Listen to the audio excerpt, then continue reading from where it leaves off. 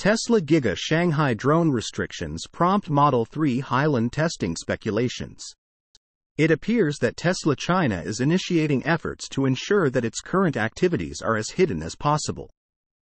As per a longtime watcher of Gigafactories Shanghai, Tesla has reportedly implemented systems to interfere with the signal of drones flying over the complex. Tesla's Gigafactories are arguably among the most interesting facilities in the electric vehicle industry. It is then no surprise that their build-out is typically monitored closely. Gigafactory Shanghai, Giga Berlin, and Gigafactory Texas all have dedicated enthusiasts who monitor their progress through drone flyovers. Among Giga Shanghai's most notable watchers is Wu Hua, who has been observing the factory's build-out for about 5 years now. But as per a recently posted video, the drone operator reported that Tesla China had implemented aerial controls in the Giga Shanghai area. With the systems in place, the flight height of drones in the area is limited to only 30 meters. Signal interference is also present.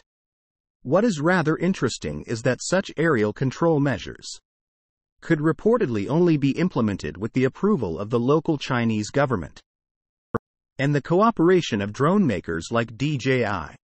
With these circumstances in mind, the longtime Giga Shanghai observer noted that he would likely suspend flyovers at the factory site, at least until the drone restrictions are lifted.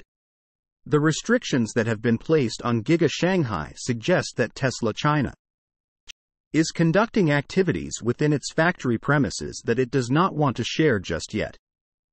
With this in mind, speculations are high that the Project Highland model the 3rd of may be getting tested around the factory. Some EV enthusiasts, however, have noted that the level of secrecy around the facility suggests that the EV maker may be testing an even more important vehicle.